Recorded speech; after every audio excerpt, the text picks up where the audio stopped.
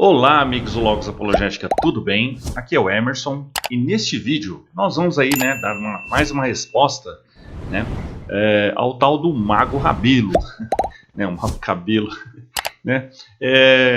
Então, desde já, pessoal, peço para que vocês curtam o vídeo aqui, tá? Inscrevam-se no canal e deixem seus comentários aí, né, para que o YouTube recomende para mais pessoas. Pessoal, nós temos aqui conteúdo muito exclusivo e especial, tá? E se vocês ajudarem o canal a crescer, aí nós publicamos mais, assim vocês, né, incentivam o nosso trabalho. Tá bom, pessoal? Que é também de dar evidências da Bíblia e do teísmo, né, e responder aos céticos aí, né, quando perguntados. Porque é muito importante, pessoal, esse trabalho para também dar respostas, tá bom, pessoal? Eu vou fazer esse vídeo, talvez vai ficar meio longo, tá, pessoal? Porque vai ficar mais um formato assim de resposta. Eu não vou citar lá o áudio do tal Mago Rabelo, né? Para não ficar muito longo, tá? Dá muito trabalho. Eu só vou direto à resposta aqui. Quem quiser ver o vídeo lá dele, pode ver. Eu só vou aqui dar, no caso, as minhas argumentações com fontes, tá bom, pessoal? Tem tanta fonte aqui que pode explodir. Explodir, no caso lá. Mas é importante que vocês vejam, tá, pessoal? É importante que vocês vejam aqui os artigos do Logos, tá bom, pessoal? É importante que vocês vejam tudo isso, tá?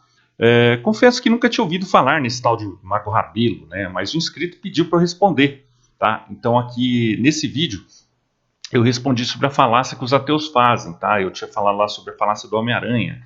O tal Rabelo, né, citou lá o Capitão América, né? É uma falácia muito comum. Ele tenta espernear, falar, tenta de novo falar aquelas alegações que a academia não considera os evangelhos pura alegação, né, pessoal? Nós já falamos sobre isso, tenta citar, e de toda forma ele comete a falácia. Ele tenta sair, mas ele comete a falácia. É uma falácia e pronto, assim como a falácia da falsa dicotomia, que nós vamos ver, da desassociação, nós vamos ver várias falácias, tá, pessoal? Alegações, tá? Então aqui nós vamos falar sobre o vídeo, né? Então ele tentou fazer o vídeo lá, minha resposta, e vamos salientar os principais pontos do vídeo, tá, dele. Crítica à metodologia histórico-crítica, né? Rabelo critica o uso da metodologia histórico-crítica para negar a historicidade de Jesus, alegando que os historiadores sérios reconhecem sua existência. Ele questiona a confiabilidade dos evangelhos como fontes históricas, mas reconhece seu valor como literatura teológica. A falácia do Homem-Aranha. Rabelo usa a falácia do Homem-Aranha para ilustrar como alguns céticos interpretam erroneamente as evidências. Afirmar que Jesus existiu porque há menções a ele em documentos históricos não é o mesmo que afirmar que tudo que é dito sobre ele nos evangelhos é verdade. Nós já falamos sobre isso, pessoal. E eu, num momento, disse que a arqueologia ou historicidade tenta provar o sobrenatural. Mas é um fato, como nós vamos ver que esses sujeitos aí, esses céticos de YouTube, né, que nós falamos sobre palpiteiros de YouTube, né, eles partem do pressuposto anti-sobrenatural também, né, para pôr dúvidas sobre a Bíblia. Então, é claro que o historiador não vai lá com um objetivo, no afã de provar o sobrenatural. Mas, o que? Se nós provarmos que os evangelhos podem ser tomados como fontes históricas e sim, realmente respeitáveis, não é essa caricatura que esse sujeito faz, então nós podemos sim levar a sério o que os evangelhos dizem sobre Jesus. Isso é óbvio.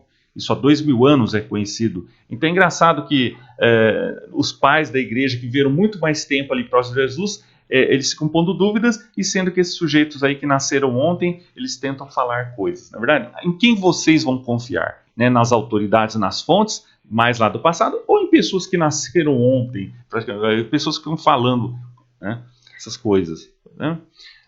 Então, Jesus histórico versus Jesus da fé. Rabelo argumenta que o Jesus histórico, construído pela academia, é um personagem totalmente diferente do Jesus da fé. O Jesus histórico é apresentado como um homem natural, enquanto o Jesus da fé é divino, operador de milagres e salvador da humanidade. Quer dizer, essa dicotomia que ele faz aqui. Arqueologia e historicidade. Rabelo reconhece que a arqueologia fornece informações importantes sobre o contexto histórico do primeiro século, mas nega que possa provar a historicidade de Jesus. Afirma que os objetos encontrados podem ter sido usados em diferentes contextos e que a arqueologia não é uma ciência propedêutica para a teologia. Os evangelhos como gibis teológicos. Né? Rabelo compara os evangelhos a gibis com finalidade catequética. Afirma que são histórias ficcionais com diferentes formas literárias e que cada Jesus retratado nos evangelhos atende às necessidades de uma comunidade específica. Então nós vamos aqui refutar cada ponto, né? Peço para que vocês prestem atenção, porque esse vídeo pode ficar longo, porque eu vou citar aqui bastante fontes, né? Vou citar argumentos, no caso. Então nós precisamos ver, pessoal, que é isso que é interessante, né? Esse pessoal aí tenta de novo essa caricatura de Bíblia, né? Essa coisa que é coisa de neo-ateu, infantil, né? Sempre assim, sendo que quando nós falamos do historiador, não estamos falando de argumento da autoridade, apelo à autoridade, nós estamos citando realmente estudiosos que investigaram e tem fontes para isso. Engraçado que ele cita lá, ele tenta citar os dele lá, né, principalmente certas influências que nós sabemos que ele tem no YouTube, de onde ele tira informações, mas ele, né, critica no caso ali, né, porque nós não falamos só de Bart Ehrman. Bart Ehrman, simplesmente, o pessoal conhece Bart Ehrman porque é o mais conhecido aqui, mas muitos não falam do Craig Blomberg, Craig Evans, né, Gary Habermas, tantos outros que precisam ser conhecidos, né, mas o pessoal só fala do Bart Ehrman. Bart Ehrman, sim, um agnóstico, mas ele é honesto, ele realmente fez o livro, escreveu o livro sobre Jesus, existiu e ninguém duvida disso. Agora, como nós chegamos à conclusão dos estudos teológicos, nós vamos saber que Jesus é Deus pelas conclusões lógicas. E quando você tira essa caricatura de que Jesus foi um simples camponês, como ele alega, né? Peraí, como um simples camponês pode ter influenciado todo o Ocidente e o mundo com seus pensamentos? Né? É engraçado isso, né? Ele tenta toda forma desacreditar, né? Peraí, é um desespero tão ávido, né? Que nós vemos esse pessoal, né? Tonho, Babini e companhia, que nós vemos que eles tentam de toda forma desacreditar. Pior são os que seguem os canais deles, né? Que ficam desinformados e não leem bons livros, não se informam totalmente, né? Então vamos ver algumas críticas. Excesso de generalizações. Rabelo faz generalizações sobre o trabalho de historiadores e arqueólogos, ignorando a diversidade de perspectivas e metodologias existentes, tá? Falta de rigor científico. O vídeo dele apresenta argumentos inconsistentes e falaciosos, demonstrando falta de rigor científico na análise do tema. Visão apologética. O vídeo tem uma clara visão apologética, buscando defender a historicidade, no caso ali, ele tentando essa visão, em parte, naturalista. Né? O que é a visão naturalista? Que tenta tirar o sobrenatural. Nós não estamos, historiador, obviamente, não vai ali tentar provar que Jesus fez milagres, no sentido de transformar algo em vinho. Isso é da teologia, isso é no caso, mas simplesmente alegar que os evangelhos são puramente teologia, propaganda, isso não dá certo, né, meu amigo? Não dá certo. A falácia do Homem-Aranha, né? Muita gente não sabe disso, né? Muita gente cai nesses vídeos ateístas, YouTube desse palpiteiro, e não sabe dessas coisas que eles fazem. O autor do vídeo compara a busca por Jesus com a busca de um personagem fictício como o Homem-Aranha. Essa comparação é falha por diversos motivos. Evidências históricas. Há uma quantidade significativa de fontes históricas que mencionam Jesus, como os evangelhos, Flávio Josefo e Tácito. Já falamos sobre isso, né? Pode espernear, os ateus podem espernear, mas o Flávio Josefo mencionou Jesus sim. Tá? Pode ter ali partes, mas a maioria dos historiadores concorda que sim. Tá? Tácito, né? Eu ouvi falar lá que ele tenta dizer que Tácito não falou, que era só propaganda de Jesus. Meu, é um absurdo, não cita fonte nenhuma para isso. Tácito claramente mencionou sim Jesus, porque para haver cristãos tinha que haver o Cristo, óbvio, né? Então, e outra, todas essas fontes são do primeiro século, são ali do segundo, são muito próximas. É interessante, esse pessoal acha que viaja, porque não é possível. Como eles podem desacreditar? Vamos analisar um ponto aqui puramente neutro. Tá? Não estou aqui defendendo no sentido assim, só porque Jesus fez milagres, como você sabe que Jesus é Deus. Isso é outra coisa, é por conclusões de estudos que nós vamos chegar a isso. Né? Mas evidentemente que ele influenciou tudo ali ao ponto de merecer essa citação deles. Né? No caso do Homem-Aranha, não existem tais fontes. Né? Natureza dos textos. Os evangelhos, mesmo que considerados literatura teológica, apresentam elementos históricos que podem ser verificados e corroborados por outras fontes. Já as histórias do Homem-Aranha são ficcionais e não se baseiam em eventos reais. Os evangelhos não têm elementos míticos, tá? Pode comparar lá, tá? Você tenta lá de novo falar de C.S. Lewis. Meu amigo, C.S. Lewis foi um grande estudioso de mitologia, tá? Não foi palpiteiro, ele estudou, debruçou sobre anos, a vida inteira sobre isso, tá? E C.S. Lewis escreveu as Crônicas de Nárnia, tudo, mas também obras de história, estudou muito sobre isso. Então, é importante ver isso. E não há indícios mesmo as mitologias ali da época de Apolônio, essas outras histórias. Então nós vemos que há muita diferença, nós já falamos, né? Metodologia científica. A investigação histórica segue métodos rigorosos para analisar fontes e determinar a confiabilidade de informações. No caso do Homem-Aranha, não há explicação de tais métodos, né? Engraçado que o tal mago alega, mas não cita fontes, tá? Cita métodos, cria métodos, mas não cita comprovações de tal distinção. Já falei que o termo Jesus histórico foi inventado pelos racionalistas do século XIX, que já foram muito criticados. Lembrando que esses céticos também partem de uma análise naturalista que nega o sobrenatural. Eu já falei sobre isso, a gente fala sobre historicidade de Jesus. Jesus existiu, porque é engraçado, o Rabelo ali, ele vai falar ali, né, quando eu falo sobre Alexandre o Grande, por exemplo, que Alexandre o Grande só foi mencionado por Plutarco 300 anos depois, e ninguém duvida disso, da existência de Alexandre o Grande, mas eles duvidam sobre as citações sobre Jesus, que há poucos anos ali de distância entre os eventos e a narração, as escritas. Nós sabemos, vamos partir do ponto, todos sabemos que que todos os escritos do Novo Testamento foram escritos no século I, ou seja, e além disso, ele deve saber que a tradição oral que os judeus tinham, a memória, era muito importante. Não é como hoje, uma pessoa vai contando uma história e vai aumentando. Os judeus tinham essa questão da tradição oral, a tradição oral era infalível, eles valorizavam muito a memória. Primeiro veio a parte da oralidade, e a escrita veio depois, mas era extremamente confiável, não era como hoje, você, podiam manipular, podia inventar. Não, não é assim. Quem fala isso não conhece totalmente a transmissão, a história do Novo Testamento, não conhece, tá? Então eu recomendo para vocês, pessoal, os livros aqui na descrição, e vocês comprem aqui pelo meu link, que assim vocês apoiam o meu canal, tá bom? O Jesus histórico versus Jesus da fé. O autor do vídeo sugere que o Jesus histórico, reconstruído pelos historiadores, irá substituir o Jesus da fé. Essa ideia é problemática, né? Diversidade de perspectivas. Os historiadores não apresentam um único Jesus histórico, mas sim diversas perspectivas, muitas vezes divergentes sobre sua vida e ensinamentos, mas há unanimidade sobre, no caso, ele. Fé e história. A fé não se baseia unicamente em fatos históricos, mas também em experiências pessoais, crenças e valores. O Jesus da fé é uma figura complexa que transcende a mera historicidade. Importância da tradição. A tradição teológica e a fé das comunidades cristãs ao longo dos séculos contribui para a compreensão do significado de Jesus. Tá? Arqueologia.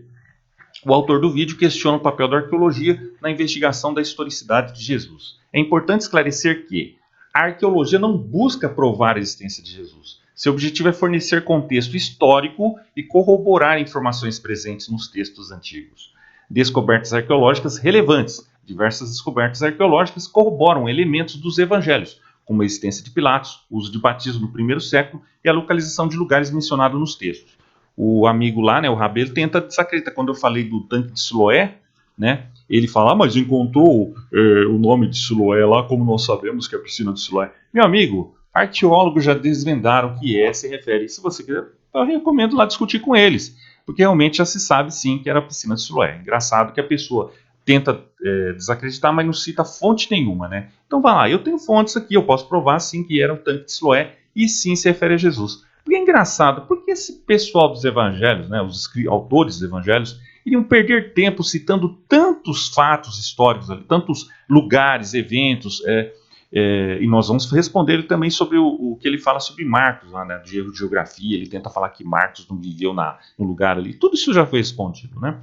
Então, é engraçado, sendo que esses autores citaram tantos lugares ali históricos, e para quê? Para, no caso, no final inventar um conto da carochinha? É engraçado, né?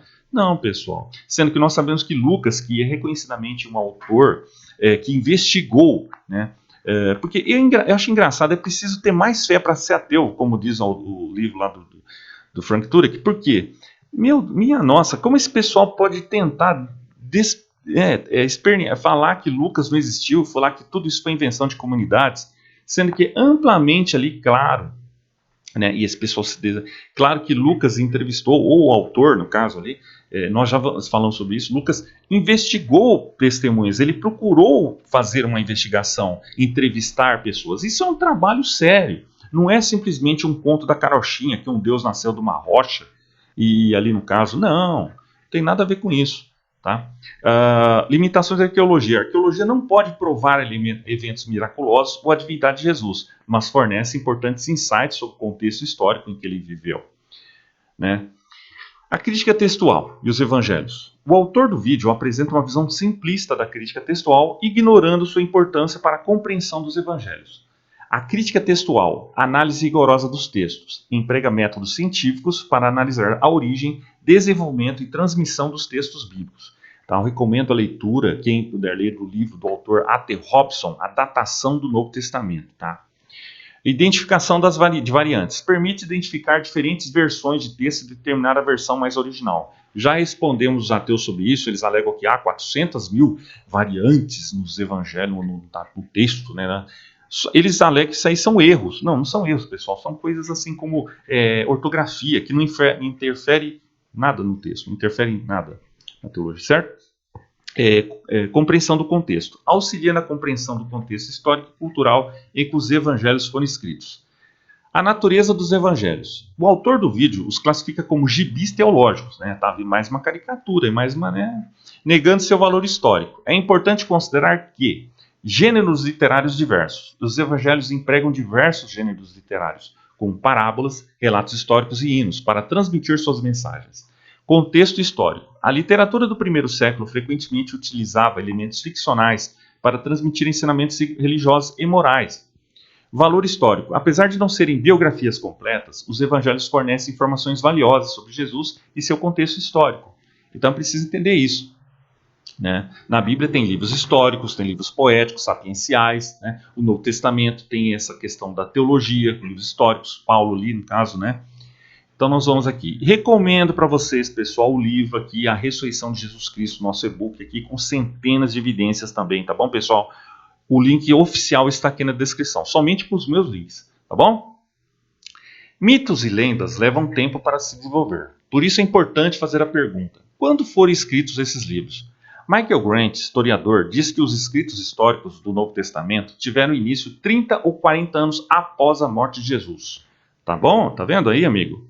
O arqueólogo bíblico William Foxell Albright citou C.C. Torrey como chegando à conclusão de que todos os evangelhos foram escritos antes de 70, né, e que não há neles nada que pudesse ter sido escrito dentro de 20 anos após a crucificação. A opinião do próprio Albright era quase que sua escrita foi completada, ou mais tardar, por volta de 80, depois de 80 no caso aí, né? Outros apresentam cálculos um pouco diferentes, mas a maioria concorda que a escrita do Novo Testamento estava completa por volta do fim do primeiro século. Isso é consenso, isso é muito confirmado, tá bom, pessoal? O que significa isso? Albright conclui: só podemos dizer que um período de 25 a 50 anos é limitado demais para permitir qualquer corrupção substancial do conteúdo essencial e mesmo da fraseologia específica dos dizeres de Jesus. Que é engraçado que o amigo lá, né, o Rabelo, ele tenta falar lá que nós não estamos falando de Sócrates, não estamos falando de outros, estamos falando de Jesus. Mas isso é 2 pesos e 2 medidas. Se você for analisar o mesmo critério que você usar para Jesus, o Novo Testamento, você tem que usar para outros. Por que só para o Novo Testamento essa dúvida? Né? Porque quando eu falei lá, né, ele falou: nós não estamos falando de outros cristãos, nós estamos falando do Novo Testamento. Ué, mas você não tem que usar um critério único para tudo? A metodologia? Ué, como assim? Você vai só falar que o Novo Testamento é mítico e os outros ali não põem dúvidas sobre outros escritos que só foram citados centenas de anos depois? Como você sabe que, por exemplo, então, não foram incluídos elementos míticos ali, todos os outros? Como você sabe que na história de Alexandre o Grande que é real? Eu preciso ver isso. O professor Gary Habermas acrescenta: os evangelhos são de bem perto do período que registram, ao passo que as histórias antigas costumam descrever eventos que ocorreram séculos antes. Todavia, os atuais historiadores conseguem com bom êxito derivar os eventos, mesmo de tais períodos antigos. É claro que ele vai alegar lá, né, que as outras obras antigas não falam de eventos sobrenaturais, de transformação de água em vinho, Jesus andando sobre as águas. Mas e daí? Estamos falando sobre metodologia. Então, se você usa o mesmo critério, não estamos dizendo que a metodologia ali, crítica, histórica, tem que provar os milagres de Jesus. Não, isso é outra coisa. Só que você simplesmente dizer com tudo isso que Jesus é uma invenção, é mítica, essas caricaturas que você faz, não dá certo. Jesus, história de herói menino, mitos. Gente, isso aí pode ter debutado faz tempo. Já falamos sobre essa questão do rei Sargão, né? Vamos falar sobre isso. Então, essa ligação mítica não faz sentido, né? Em outras palavras, as partes históricas do Novo Testamento merecem pelo menos tanto crédito quanto as histórias seculares. Por certo, nas poucas décadas decorridas entre os acontecimentos, certo? Ali no caso que fala do primitivo cristianismo e o tempo em que foram assentados por escrito, não houve tempo para se desenvolverem mitos e lendas e para esses serem universalmente aceitos. Tá bom, pessoal? Nós estamos vendo aqui mais, né, sobre isso, né? Vamos ver aqui também. Existe a possibilidade que esses testemunhos oculares fossem registrados com exatidão, porém mais tarde corrompidos. Em outras palavras, introduziram-se mitos e lendas depois de se completar a escrita original. Já vimos que o texto do Novo Testamento está em melhores condições que qualquer outra literatura antiga. Kurt e Barbara Alland, peritos do texto grego da Bíblia, alistam quase 5.000 manuscritos que sobreviveram desde a antiguidade até agora. Alguns deles já desde o segundo século da era cristã. O testemunho geral dessa grande quantidade de evidência é no sentido de que o texto é essencialmente correto. Além disso, há muitas traduções antigas, as mais antigas sendo de cerca do ano 180, e que ajudam a provar que o texto é exato. Portanto, não importa como encaremos isso, podemos ter a certeza de que não se infiltraram lendas e mitos no Novo Testamento depois dos escritores originais terem terminado seu trabalho. O texto que temos é substancialmente o mesmo que os escritores originais registraram, e sua exatidão é confirmada pelo fato de que foi aceito pelos cristãos contemporâneos. Então, é possível verificarmos a historicidade da Bíblia por compará-la com outras histórias antigas? Até certo ponto, sim. Rabelo alega que, para a academia, os evangelhos não são fontes históricas, mas teológicas. Sério? Vamos ver. A afirmação de Rabelo de que a academia não considera os evangelhos como fontes históricas, mas apenas como fontes teológicas, é simplista e falha em diversos aspectos. Raymond Brown, em seu livro Introdução ao Novo Testamento, destaca a relevância dos evangelhos como fontes históricas ao afirmar: os evangelhos são fontes essenciais para o conhecimento da vida de Jesus. Eles são, por excelência, a biografia de Jesus. Marcus Borg, renomado estudioso do Novo Testamento, ressalta a abordagem dos historiadores em relação aos evangelhos em seu livro, Jesus, a Vida. Os evangelhos não são biografias no sentido moderno do termo. Os evangelhos são, de fato, escritos teológicos, mas eles também são fontes históricas. Tá? Bart Ehrman, conhecido aí, em sua obra Jesus, Apocalipse Profeta do Novo Milênio, discute a metodologia histórica na análise dos evangelhos. Os evangelhos do Novo Testamento são os mais importantes documentos que temos para entender a vida de Jesus. Eles são fontes valiosas, mas não são neutras. Eles têm suas próprias teologias e agendas, e é preciso ter cautela ao interpretá-los. Então, é preciso ter cuidado ao falar isso. É simplesmente propaganda, é simplesmente escrito teológico. Espera aí, como assim? Não tem análise ali de lendas. Nós vamos responder aí cada ponto desse pessoal. Apesar da afirmação contrária do Reza Aslan, que ele gosta de citar lá, os evangelhos não falham no teste de fornecer documentação histórica simplesmente porque são testemunhos de fé. Ninguém nega que os primeiros registros da vida de Jesus se basearam nos testemunhos de mulheres e homens que se comprometeram a seguir Jesus. Mas um texto não se torna ahistórico simplesmente porque também é um testemunho. Tá bom?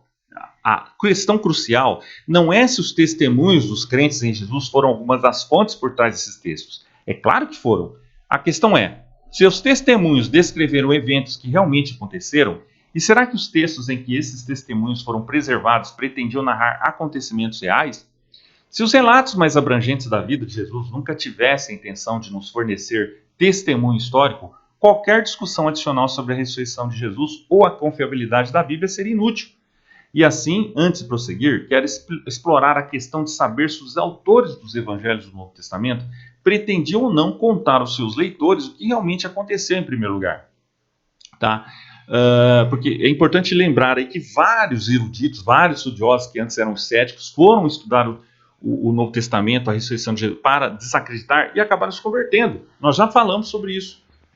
Quando os evangelhos são comparados com outros textos antigos, os evangelhos enquadram-se no gênero literário antigo conhecido como bioi. né, bios ou bioi, né, uma palavra grega que significa simplesmente vida.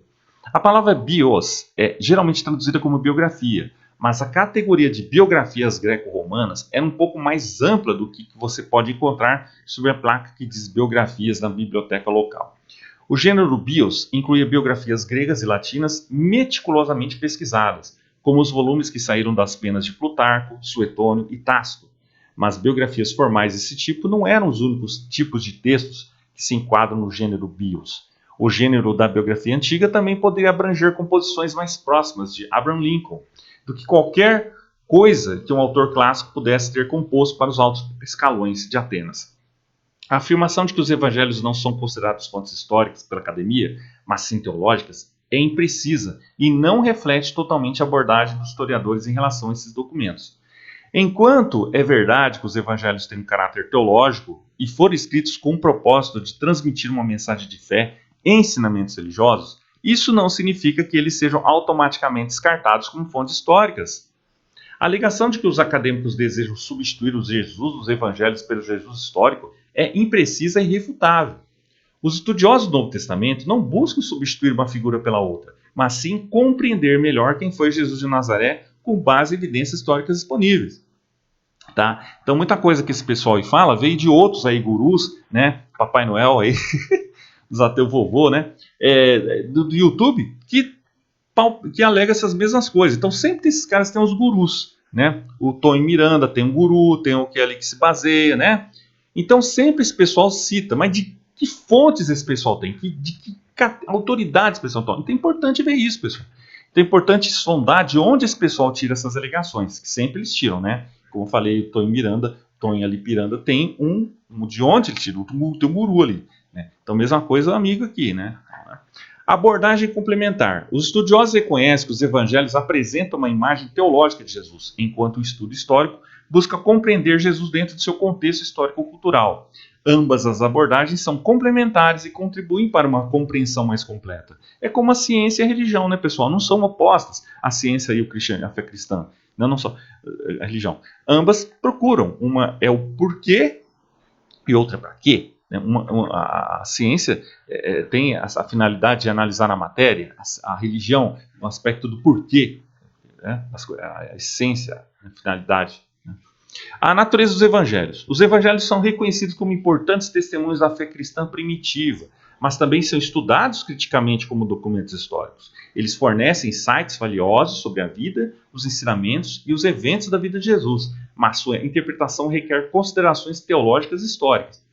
Métodos históricos. Os evangelhos, os estudos do Novo Testamento aplicam métodos históricos críticos para investigar a autenticidade e a confiabilidade dos relatos evangélicos. Então, a gente vê que há muito aí, tá? Então, não tem essa questão de substituir Jesus teológico pelo, né, ali no caso, né, que ele fala ali, né? O objetivo não é substituir o retrato teológico de Jesus, né?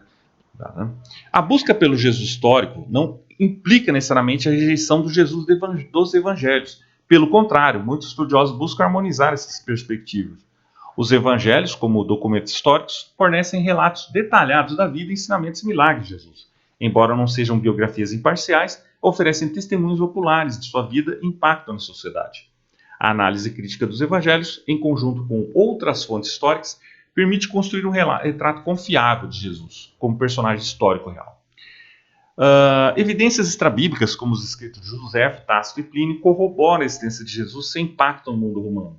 Tais fontes, embora não confirmem diretamente seus milagres ou divindade, oferecem suporte histórico à sua figura como líder religioso e à influência de seus seguidores. Os milagres de Jesus, como a cura dos enfermos e a ressurreição dos mortos, são eventos desafiadores à explicação natural. Tais eventos narrados nos evangelhos demonstram seu poder divino e autoridade sobre a natureza e morte. A ressurreição de Jesus, em particular, é considerada por muitos como um evento central do cristianismo e prova definitiva de sua divindade. É importante reconhecer a distinção entre abordagem científica e teológica na investigação da vida de Jesus. A ciência busca analisar os eventos históricos de forma crítica e racional, enquanto a teologia busca interpretar esses eventos à luz da fé e da tradição religiosa. Ambas as abordagens podem coexistir e contribuir para uma compreensão mais completa de Jesus. Tá? Então aqui a gente vê que, no entanto, isso não significa que todas as perspectivas históricas busquem